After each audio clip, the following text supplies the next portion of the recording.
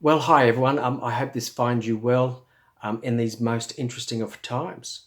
Uh, and speaking of which, as we're dealing with, in my mind, sort of two viruses at the moment, obviously coronavirus, but also panic within society, I can see that, well, it's pretty obvious that there's some significant consequences and risks for organisations.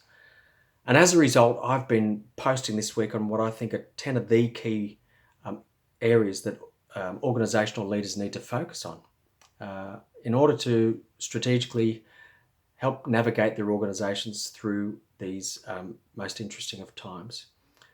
And I've spoken about, for example, some of the softer skills required that as leaders need to adapt and perhaps step outside their comfort zones. They've had to not only, or they not only need to be very self-aware, mindful of how their behaviour and instincts might impact upon others, but also being understanding and of and empathetic towards their staff and their stakeholders who might be scared, worried, angry, or outraged. And that's going to take a lot of stress on leaders. So they've got to remain mindful of also looking after their own well-being.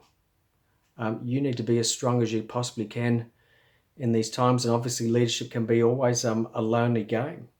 So, a lot of that was also about in relation to my first post, or underpinning my first post in this series, which was about ensuring that as things remain difficult, it's vital that you remain focused on the delivery of your strategy and ultimately the delivery of your organisation's vision.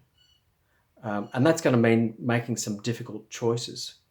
And that brings us to post number 7, which is about organisational culture. And while I'm aware that many people have far better definitions than I have around what culture entails, perhaps one way of thinking about it is that organisational culture is about how we do things around here. What are our values and what are our norms? And while it might be rationally make a lot of sense for a leader to need to adapt to these situations, they've got to be mindful of how their culture might impact upon the way they do things. And here's an example.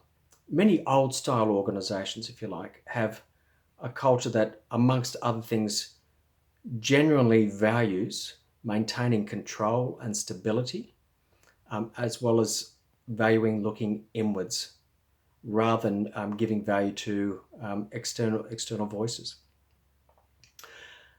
So that can present a challenge when you want to be spontaneous and flexible in these situations, and identify that there's a need to get out there and talk to your staff and to stakeholders and be really proactive about that.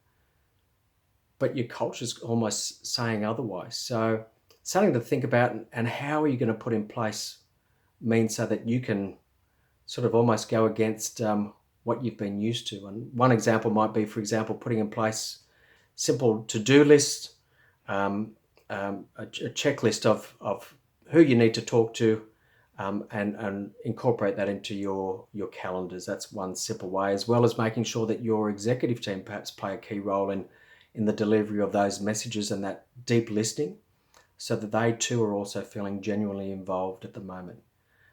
Anyway, as always, love to hear your feedback. And once again, thank you so much for your time.